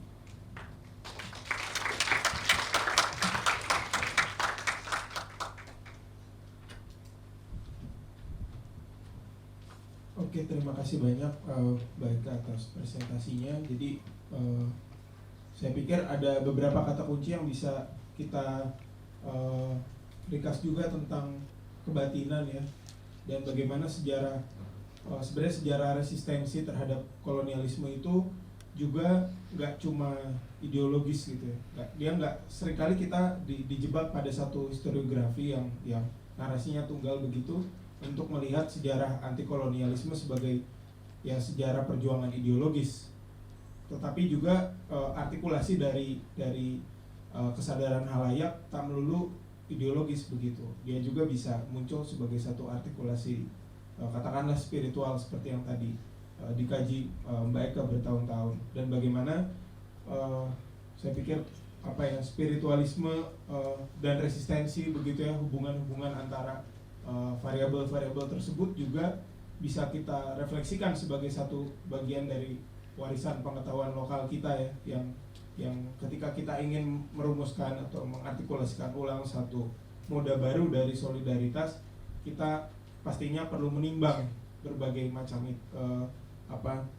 warisan pengetahuan lokal, dan bagaimana sejarah resistensi, sejarah perlawanan yang kita wariskan juga bisa diartikulasikan ulang menurut tantangan yang kita hadapi hari ini. Mungkin itu juga yang membuat kita bicara agak melebar juga dari yang Mas Ari bahas tentang totalitas kuasa kolonial sampai bagaimana kebatinan, spiritualisme, resisten dan lain-lain menjadi bagian dari sejarah panjang pergerakan anti kolonial. Dan kita juga akan membicarakan hari ini tentang praktik seni.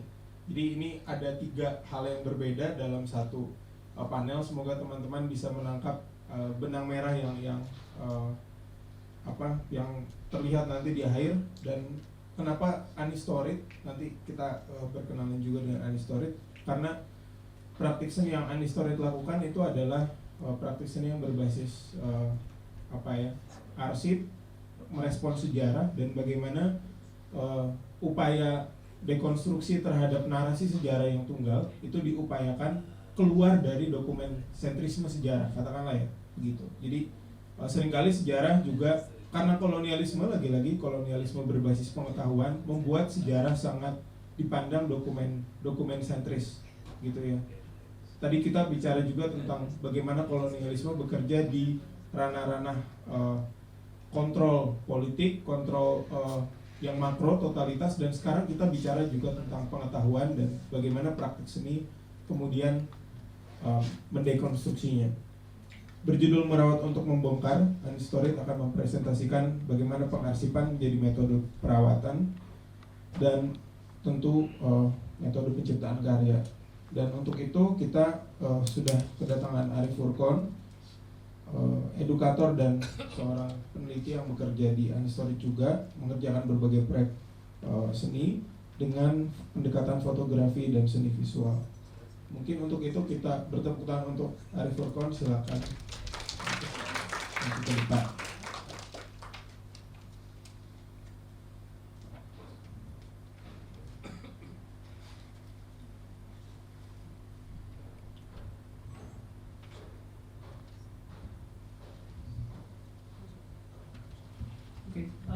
Terima kasih atas kesempatannya. Terima kasih kepada panitia Binel dan juga kawan-kawan yang telah hadir.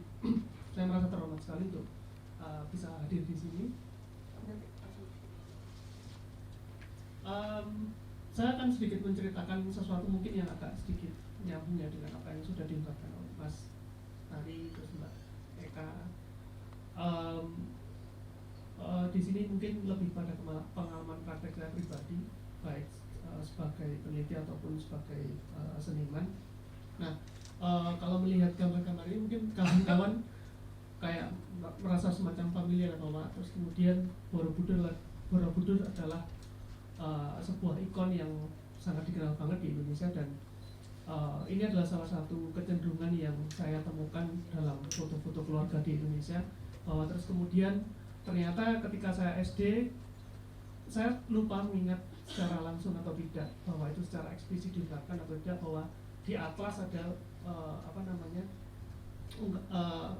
pernyataan bahwa Borobudur adalah salah satu 7 keajaiban dunia yang sebenarnya itu tidak pernah diklaim sebagai 7 keajaiban dunia. Nah, karena tersebut terus saya melihat ternyata keluarga Indonesia juga banyak yang pergi ke Borobudur menjadi salah satu ritual ya, bahwa pariwisata melalui program Visit Indonesia sangat digembar-gemborkan sehingga dia bisa sepopuler itu, dan juga mitos-mitos tentang stupa yang bisa disentuh terus akan mengabulkan keinginan itu dilahirkan dari sebuah industri pariwisata yang ternyata saya pikir dia hanya ada di kira-kira di awal 90-an ketika di tahun 2000 saya sempat ke Borobudur, ternyata enggak, di arsip menunjukkan bahwa di tahun 70-an orang sudah mulai melakukan hal tersebut. Next, saya akan mempersepsikan bahwa bagaimana terus kemudian pengarsipan bisa menjadi salah satu metode atau jika menariknya lebih jauh kepada tema dari simposium ini, merawat. Menurut saya pengarsipan adalah sebuah kerja perawatan yang kemudian saya memanfaatkannya sebagai metode-metode untuk mengumpulkan materi yang kemudian akan berguna sebagai riset dan juga proyeksi karya. Nah, riset tersebut akan berkutat terhadap medium karena saya base-nya dari fotografi ya. Saya mengetahui bahwa penulisan sejarah tentang fotografi terutama di Indonesia mungkin sangat sentralistik. Sesuatu kalau yang tidak monumental tidak akan dituliskan sebagai sejarah, dan saya memandang bahwa terus kemudian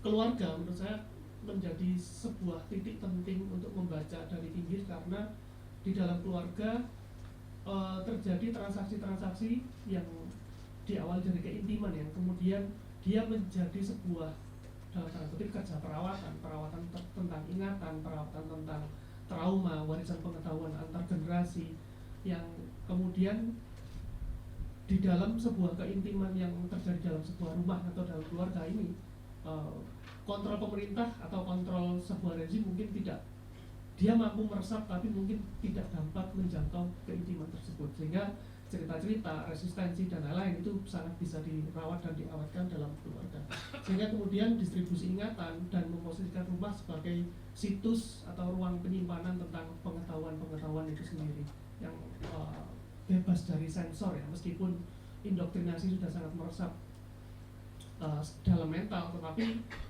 hal itu masih dapat bocor dalam ruang keluarga. Nah, salah satu yang paling utama saya kumpulkan adalah fotografi di samping dokumen-dokumen keluarga yang lainnya. Kenapa? Karena medium rekaman ini sangat vernakuler, sangat populer karena seiring dengan masifnya fotografi di tahun 70, investasi asing dan juga maraknya two-stel atau kamera praktis menjadikan perekaman ini sebagai norma, kamera untuk semua orang, dan kemudian tetapi sayangnya adalah karena dia demokratis, dia dilakukan secara voluntary, maka kadang-kadang akses terhadap rekaman-rekaman ini sifatnya lebih privat ya. Nah, maka inisiasi yang saya lakukan sebenarnya untuk nge-hack akses ini, untuk meretas bagaimana kita bisa mengakses ingatan-ingatan keluarga yang sifatnya lebih privat atau domestik. Yang kemudian dari materi-materi tersebut bisa saya baca menunjukkan pattern-pattern kolektif seperti yang saya ceritakan tentang Borobudur atau tema-tema lainnya. Next. Ini mungkin salah satu yang menggarisbawahi ketika kita bilang bahwa rezim Orde Baru adalah rezim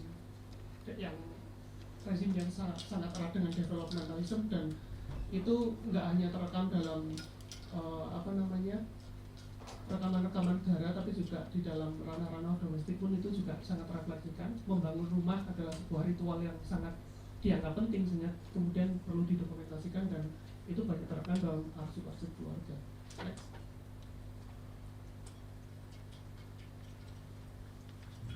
Nah, lalu juga mungkin ini ya salah satu tema lain, bahwa militer sangat dekat, rezim Orde Baru sangat militeristik, bagaimana militer meresap ke dalam struktur-struktur atau bagian-bagian terkecil dengan program ABRI masuk desa, malah sekarang mau dicanangkan ya, enggak, bukan dui fungsi militer tapi sekarang multifungsi katanya.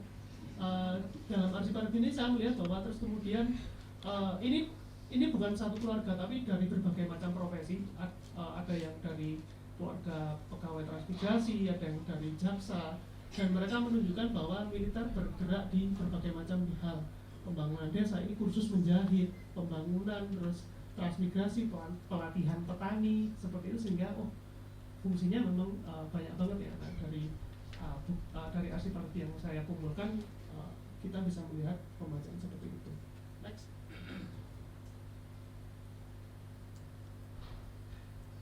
Atau mungkin yang sangat termanifestasikan dalam pikiran-pikiran anak-anak yang mungkin besar dan lahir dan tumbuh besar di tahun 90-an, bahwa terus kemudian perayaan 17 Agustus teman-teman selalu rebutan, aku pengen jadi tentara karena tentara adalah pahlawan, yang paling hina itu jadi hantu. Nah, image tentang glorifikasi militer sangat digaungkan ketika rezim Orde Baru, sehingga kemudian banyak orang tua, termasuk bapak saya ya, saya selalu dipotong cepat supaya mirip seperti tentara, karena itu menjadi anggota militer kayak mencerminkan stabilitas finansial dan sosial. Next.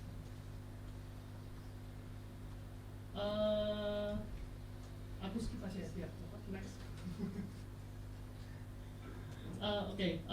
Masuk ke pembicaraan tentang bagaimana kemudian laku-laku kerja perawatan, kepedulian dan juga kepedulian itu menjadi pertanyaan besar saya ketika menginisiasi proyek pengarsipan ini.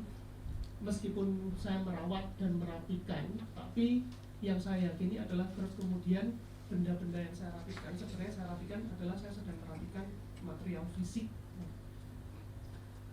Pemaknaan terhadap material tersebut, karena saya menganggap artefak tersebut adalah sebuah material culture ya, benda mati, atau saya bisa merefleksikan kerja saya mungkin terhadap kerja-kerja pengarsipan yang lain dalam museum atau dalam badan arsip.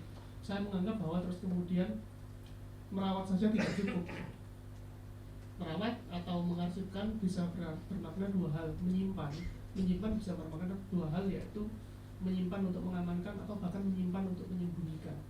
Sehingga kemudian proses aktivasi itu menjadi sangat krusial, sangat penting, karena aktivasi berarti adalah memberi nyawa, memberi makna, dan juga memberi konteks, mengkaji ulang dan memberikan relevansi terhadap materi-materi itu supaya mereka tidak hanya menjadi benda mati saja.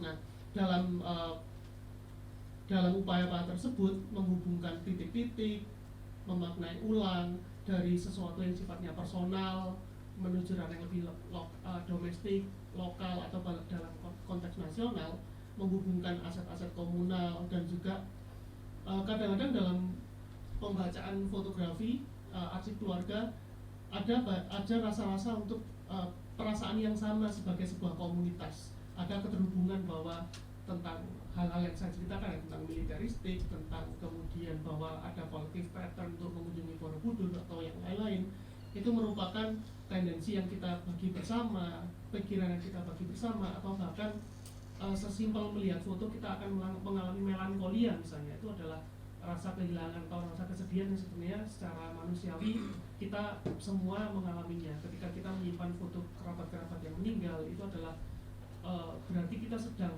tidak hanya merawat fotonya, tapi juga merawat ingatan-ingatan tentang orang-orang atau peristiwa yang ada dalam hidup kita. Next. Nah, saya kemudian ingin menyebutkan inisiatif-inisiatif lain dalam pengarsipan. Jika mungkin pengarsipan yang saya lakukan hanya bersifat tentang pengawetan benda-benda, maka ada yang material culture ya, ada yang intangible material yang di upaya-upaya untuk mengawetkan atau merawat warisan-warisan non-benda seperti yang dilakukan oleh kawan-kawan di Lapat Kujawas, bagaimana terus pengetahuan tentang pengolahan bahan pangan, dan juga ada next itu salah satunya di Gunung Kidul di Sekolah Pagesangan, bagaimana terus kemudian pemanfaatan lahan yang minim untuk menghasilkan panen, menghasilkan sesuatu. Ternyata perawatan yang sifatnya non bendawi ini jauh lebih susah daripada hanya merawat benda seperti yang saya lakukan ya, karena kemudian bagi saya ketika melihat praktek-praktek mereka, kemudian tidak hanya terbatas mengamankan atau menyimpan benda-benda, tapi juga menjadikan hal tersebut sebagai laku keseharian. Nah, ini adalah kerja-kerja perawatan yang kemudian menjadi tantangan selanjutnya. Next 2 kali, Mas. Saya akan merefleksikan sebuah karya yang saya lakukan sebagai animator di Binel tahun lalu, tepatnya di Museum BIS, dan ada salah satu program aktivasi yang kami lakukan bersama para pemuda di Bangun Jiwa. Di program tersebut bersama Jalan-Jalan Tikus. Jadi alih-alih karena desa ini jauh dikenal sebagai sebenarnya lebih dikenal monumen bibisnya ya, karena dia sangat monumental. Dia didirikan sebagai situs yang menceritakan tentang perjuangan rakyat dan juga perjuangan Soeharto terhadap pas agresi militer.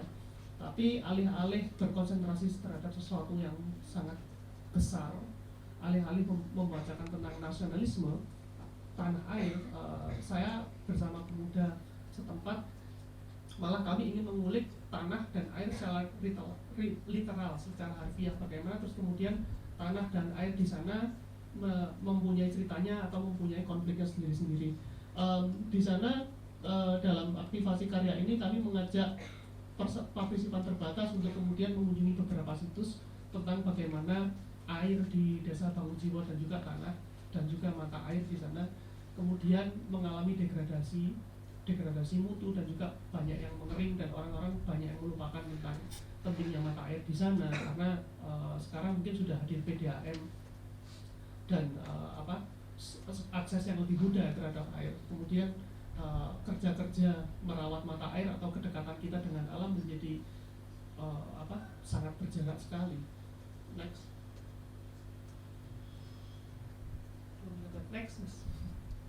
Nah, di sini juga di sana ada salah satu pohon yang dia disebut pohon bibis, dan pohon bibis itu menurut cerita kawan-kawan, ya ini tinggal satu pohon ini di puncak bukit yang kemudian bahkan anak-anak nggak tahu, oh pohon bibis itu sering dibikin bonsai dan terus kemudian menjadi punah. Nah, bahkan ketika saya merefleksikan, berarti pohon ini adalah nama asal usul desa kalian, iya, bahwa pohon itu tinggal satu dan itu pun ada di tanah milik perseorangan, itu menjadi sebuah salah satu kemirian bahwa bagaimana terus kemudian identitas nama satu desa yang atau kita bisa bilang sebagai asal usul satu desa itu tersebut itu ada di tanah perseorangan dan kayak seolah-olah tidak ada di kontrol orang-orang yang peduli terhadapnya. Itu menjadi sebuah ironis kan. Next. Nah, saya akan menunjukkan kayak mengandaikan bahwa terus kemudian ada pertarungan antara use value atau nilai manfaat versus nilai tukar ya, karena terus kemudian ketika kita membahas tentang bagaimana terus kemudian mata air yang sebenarnya lokasinya dekat dengan warga itu justru dijauhkan, sehingga kemudian warga memiliki relasi yang jauh dengan alam atau dengan sumber penghidupan yang mereka pijak. Itu ada sebuah karena prinsip-prinsip utilitarian atau prinsip-prinsip manfaat, ada sebuah devaluation of care atau kemudian kerja-kerja perawatan itu menjadi tidak dipandang signifikan karena dibanding dengan kerja-kerja yang menghasilkan nilai tukar atau menghasilkan nilai ekonomi atau uang misalnya. Nah, sehingga kemudian dalam kasus ini mata air misalnya, ketika kita membayar untuk PDAM itu nilai transaksinya hanyalah nilai membayar atau let's say membayar pajak atau membayar retribusi untuk PDAM, dan air akan terdistribusikan. Saya akan membayangkan bagaimana jika misalnya saya ketika mau ngontrak di Yogyakarta, teman saya bilang bahwa kalau ngontrak cari aja rumah yang ada sumurnya, karena apa? Air itu kan harusnya gratis seperti itu. Sehingga kemudian memang karena keberlimpahan kita menganggap bahwa terus kemudian sesuatu itu harus taken for granted ya, bahwa oh air tinggal bayar aja, padahal ketika misalnya di rumah saya memiliki sumur, segala macam upaya perawatan untuk sumur saya, ketika misalnya oh ada hewan yang masuk yang menimbulkan bau nggak sedap pada air saya akan melakukan kerja perawatan sendiri. Nah, saya merefleksikan apa yang terjadi dengan mata air di desa Bidis misalnya. Terus kemudian ketika mata air menjadi kering dan hadirnya PDAM itu kayak semacam mendevaluasi fungsi sumber penghidupan yang kemudian sebenarnya dekat dengan masyarakat tersebut. Next. Nah, saya akan menggeser obrolan ke sesuatu yang lebih besar. Dalam hal ini adalah monumen, di mana kemudian kita tahu bahwa monumen di Orde Baru itu narasinya sentral, searah, dan next mas, punya terbatas. Kerja-kerja perawatan tersebut kemudian saya melihat nasib monumen saat ini, terutama monumen-monumen yang dibangun di era Orde Baru ya, kemudian mengalami degradasi nilai dan sudah bahkan masyarakat mulai melupakannya. Dan sebenarnya banyak dari monumen-monumen tersebut yang dijadikan sebagai media untuk indoktrinasi karena dia diposisikan di ruang publik. Banyak klaim-klaim yang indoktrinasi yang dilakukan lewat monumen. Dalam satu sisi, dalam proyek saya yang saya lakukan tentang monumen, kadang-kadang saya merasa oh mungkin memang sebenarnya sudah sepatutnya ya ketika indoktrinasi ini dilupakan atau tidak dianggap. Tetapi kemudian di dalam pikiran saya yang lain bahwa ketika kita melupakan sesuatu atau tidak merawat sesuatu, ada proses melupakan, berarti dia akan beresiko hal yang lebih besar, yaitu kita melupakan sejarah itu sendiri. Next. Nah, lalu kemudian ketika pasca Orde Baru, kesadaran akan ekspresi identitas dan ruang mulai menyempit. Jadi ketika dulu monumen selalu diturunkan secara sentral dari pemerintah ke rakyat, maka sekarang rakyat mulai merebut ruang-ruangnya. Di tanah datar ada tugu fotokopi yang kemudian digunakan untuk menunjukkan bahwa oh ini identitas kami, bahwa terus kemudian masyarakat di sana sukses ketika merantau ke ibu kota dengan menjadi tukang fotokopi misalnya. Sehingga kemudian monumen ini menjadi salah satu bentuk ekspresi, nah, mungkin itu solidaritas, tapi kita bisa membahas itu lebih lanjut. Next. Atau mungkin salah satu yang saya kunjungi di Klaten, ada museum angkringan yang dia dibangun untuk menciptakan wacana tandingan bahwa angkringan berasal dari Solo.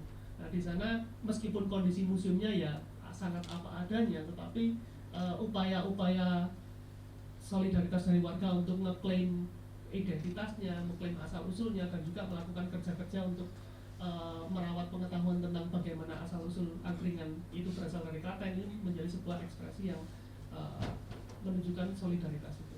Next.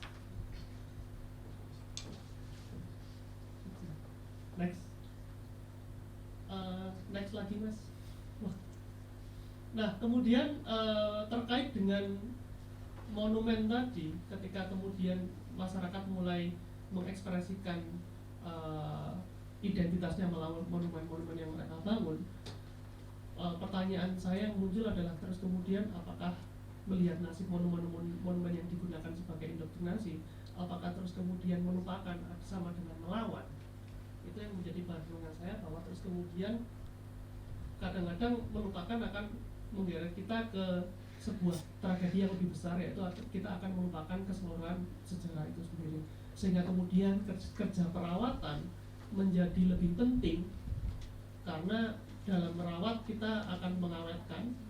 Apakah merawat itu berarti mengawetkan, apakah merawat itu berarti membekukan, dan atau bahkan merawat monumen yang meskipun dia sifatnya indoktrinasi, apakah kita berarti melanggengkan narasi-narasi rezim tersebut. Sehingga kemudian bagi saya itu adalah tantangannya, tetapi sebenarnya adalah merawat adalah sebuah upaya awal untuk kemudian melakukan kerja perawatan terhadap benda-benda tersebut, sehingga kemudian kita bisa melakukan pembongkaran narasi-narasi dan alih-alih kita akan mengalami amnesia sejarah, kita akan memiliki sebuah kesadaran tentang sejarah alternatif. Ini mungkin slide terakhir, habis ini next. Satu lagi, ini adalah mungkin ceritanya adalah bagaimana sebenarnya alternatif historis itu sebenarnya untuk sangat berguna sekali untuk kita memiliki kemungkinan lain untuk mempunyai pengetahuan alternatif, dan itu akan sangat penting untuk mendasari pikiran-pikiran kita di masa kini dan juga untuk melandasi keputusan kita di masa yang akan mendatang. Sekian, terima kasih.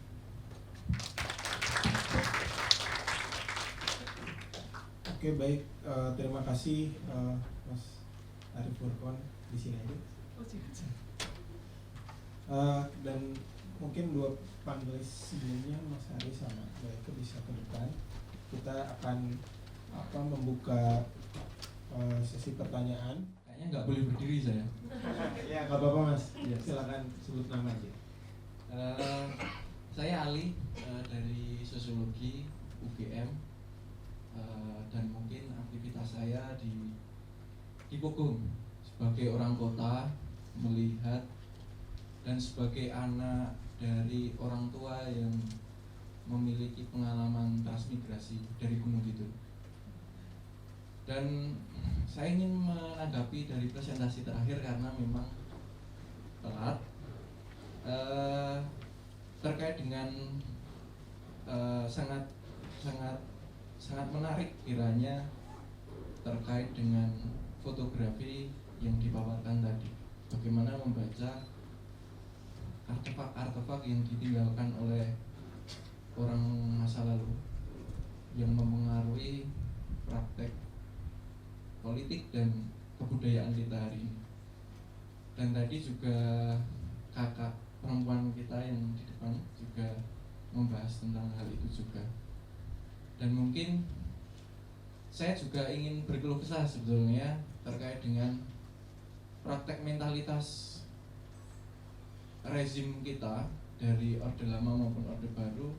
Saya kira masih terasa, baik tadi tersinggung juga terkait dengan orang-orang 90 memiliki turunan mental dari orang tua ketika harus dipotong cepat, kemudian bercita-cita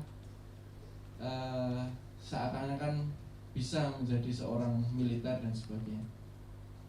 Dan itu sangat sebetulnya untuk menjawab pertanyaan apakah merawat itu melanggengkan atau melupakan itu sebagai sesuatu yang mungkin juga dipertanyakan. Saya kira setiap individu, terutama ketika urbanisasi hari ini yang terjadi, dan saya termasuk sebagai pemuda yang terpengaruh urban dan kehilangan atas nilai-nilai mungkin terkait dengan knowledge masa lalu, saya kira juga penting untuk melihat kembali sebetulnya alternatif tadi, alternatif pengetahuan yang telah diberikan. Namun sayangnya memang ada beberapa hal yang kita harus bentuk kembali soal knowledge ini, terutama beberapa hal penting di dalam memori kita di kehidupan sehari-hari ketika kehilangan soal bagaimana wacana masa lalu membentuk kita tidak memiliki benang merah itu, dan bagaimana hari ini kita menghadapi itu ketika kolektivitas masyarakat hari ini sudah tidak lagi dianggap penting dan sebagainya, terutama di masyarakat urban hari ini. Dan memang itu saya kira poin pentingnya adalah mungkin merawat menjadi sesuatu yang bisa dikolaborasikan lagi dengan nilai-nilai pengelolaan yang lebih bersama, yang lebih kolektif, seperti itu. Dipersingkat aja. Jadi sebetulnya saya ingin menceritakan saja soal bagaimana pengalaman saya di area kota untuk melihat bagaimana masa lalu itu mempengaruhi kehidupan orang perkotaan, terutama berada di dalam lingkup keluarga arena keluarga dan arena artefak-artefak yang sudah mulai ditinggalkan. Jadi mungkin itu yang bisa saya sampaikan, itu saja. Terima kasih. Ya, baik, mungkin boleh sekalian juga untuk terakhir ada Mbak Yani di atas kita. Terima kasih. Silakan langsung saja. Terima kasih.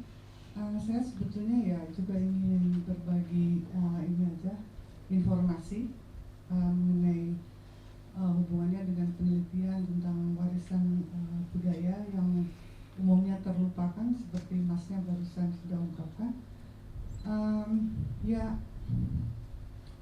saya cukup beruntung bisa mendapat kesempatan misalkan mempelajari kembali warisan budaya dari masa Borobudur ya, yang kemudian mendorong saya untuk meneliti apa yang terjadi di sini, di kita.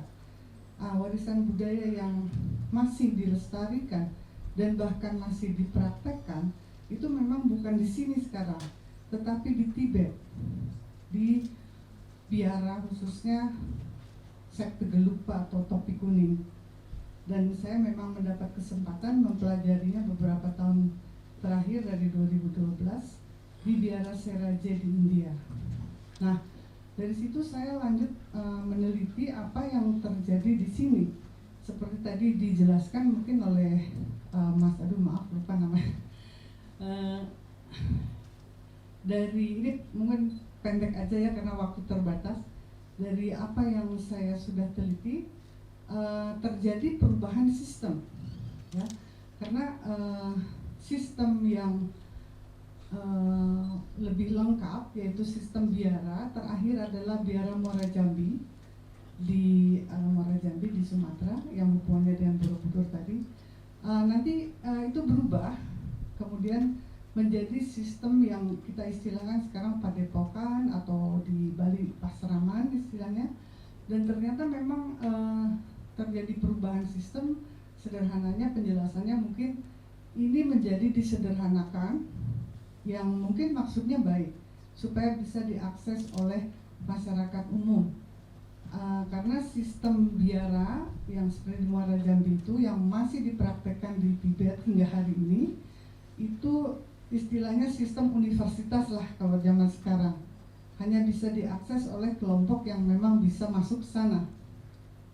Nah, tapi kemudian setelah saya meneliti lebih jauh dengan sistem penyederhanaan tadi juga ada titik lemahnya, yaitu menjadi lebih mudah dimanipulasi oleh elit untuk kepentingan kekuasaan. Ini ada bukti-buktinya kalau dipelajari dari sejarah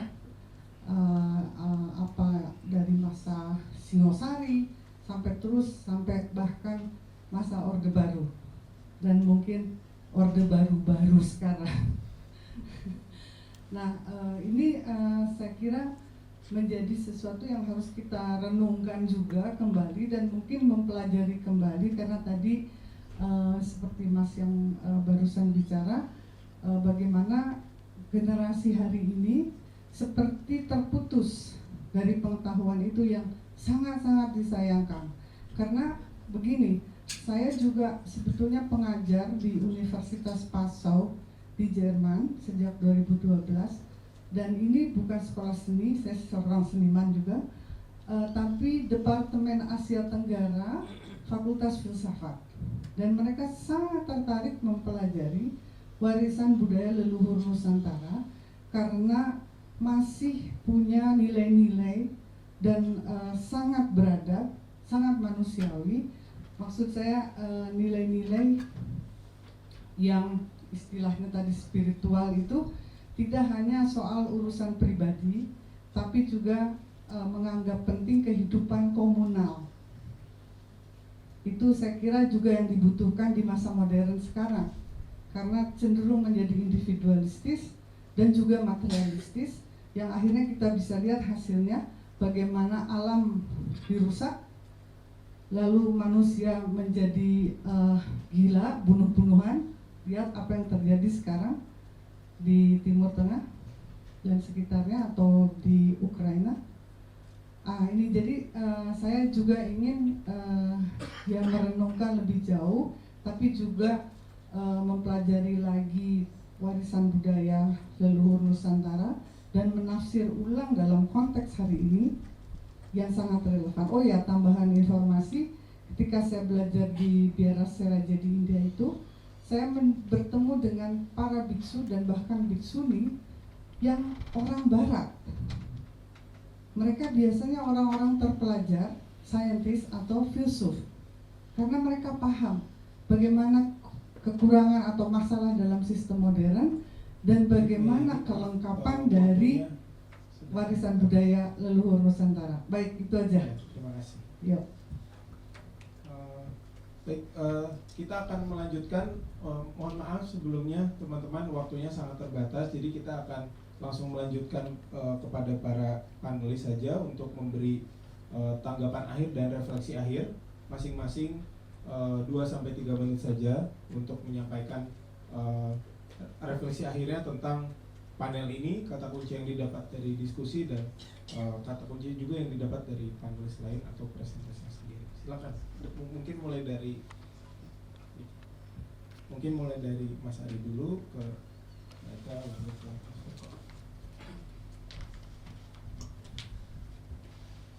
terima kasih. Saya nggak tahu, pertanyaannya nggak ada yang buat saya, tapi ya udah nggak apa-apa.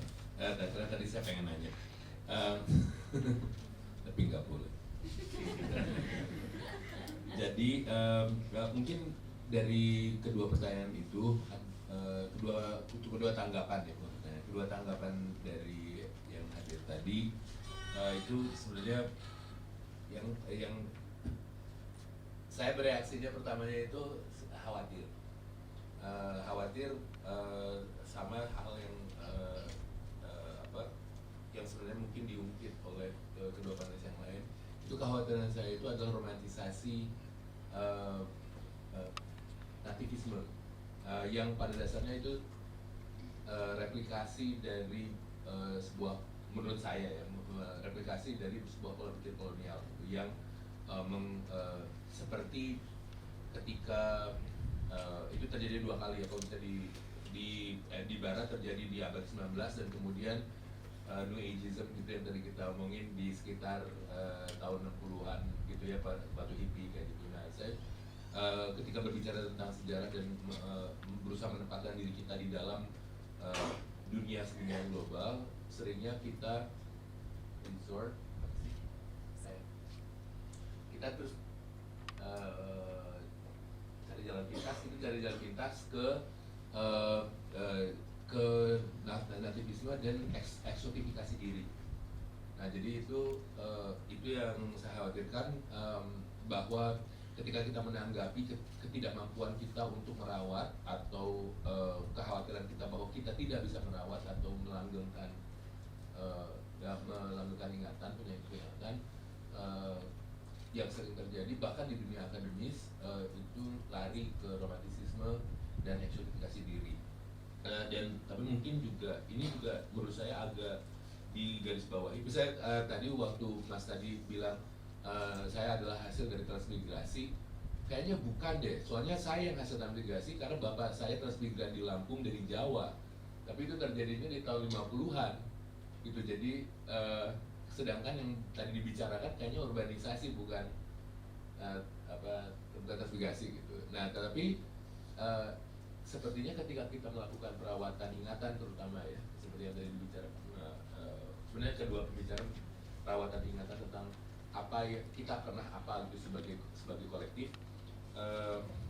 seringkali kerja kitanya diintervensi oleh keterbatasan ingatan individual, dan keterbatasan ingatan individualnya itu justru mengerangkai si kerja perawatan kitanya, karena jadi sifatnya sangat subjektif gitu. Karena miopia pribadi kita itu menghalangi kemampuan kita untuk melihat melampaui dari personal space kita dan dari kemampuan diri kita secara temporal dan secara spasial untuk bisa mengenal ranah-ranah lain. Itu mungkin. Terima kasih. Terima sebutin langsung. Ini mengenai Rahel yang bicara tadi ya? Iya, boleh refleksi akhir. Oh ya. Oke, terima kasih waktunya. Mungkin refleksi saya dari apa yang sudah kita diskusikan bersama-sama hari ini, ternyata proses merawat, terutama merawat ingatan gitu ya, itu bukanlah hal yang sesederhana yang saya pikirkan sebelumnya. Ada banyak sekali layer-layer yang harus diungkap, entah itu layer yang sifatnya politis, layer yang sifatnya kebudayaan gitu kira-kira begitu ya, atau layer yang sifatnya sangat intim. Dan di sini karena saya memang berangkatnya dari satu kelompok tertentu yang memang baru-baru ini saja mendapat rekognisi ya. Nah, saya berusaha melihat simpul-simpul bagaimana kelompok ini atau organisasi ini berjuang gitu dari masa ke masa, dan juga berusaha untuk membantu mereka untuk mencari sebenarnya dulu di masa lalu mereka ini sempat atau pernah memiliki satu kekuatan intelektual, kelompok intelektual yang cukup kuat gitu, dan sekarang seolah-olah hilang karena terlalu fokus pada rekognisi yang ingin dicapai sebagai sisi keluargaan yang selama Orde Baru memang terenggut kira-kira gitu ya. Jadi mungkin itu refleksi dari saya, Mas Amos, bagaimana sebenarnya ini tidak sesederhana yang kita pikirkan. Mungkin langsung.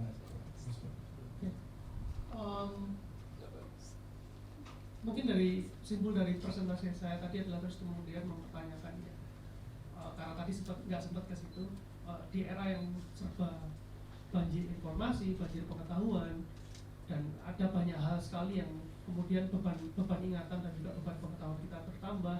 Lalu kemudian siapa sih yang harus merawat itu semua? Itu mungkin adalah pertanyaan yang paling mendasar yang saya bertanya sendiri, misalnya kayak kultur meme, apakah itu memang harus diawetkan, apakah harus dirawat, arsip-arsip digital, arsip-arsip internet, bagaimana dengan pengetahuan yang seperti itu. Nah kemudian mungkin ketika saya membicarakan tentang inisiatif-inisiatif kecil yang memulai perawatan, mungkin juga sedikit menanggapi Mas Ari ya, bahwa kemudian ketika globalisasi menarik kita ke arah yang lebih mungkin bukan romantisisme atau eksotisme, tapi perawatan-perawatan yang sifatnya inisiatif-inisiatif kecil adalah kembali ke akar, dan kemudian dia merupakan apa ya mungkin melawan globalisasi yang bersifat mungkin, dan lebih memberikan lebih mengawetkan atau merawat diversitas dari pengetahuan-pengetahuan lokal itu sendiri. Itu aja, terima kasih. Baik, terima kasih. Sesi pertama dari Simposium Katulistiwa hari pertama juga telah usai. Teman-teman boleh bertepuk tangan karena kita segera harus berpindah.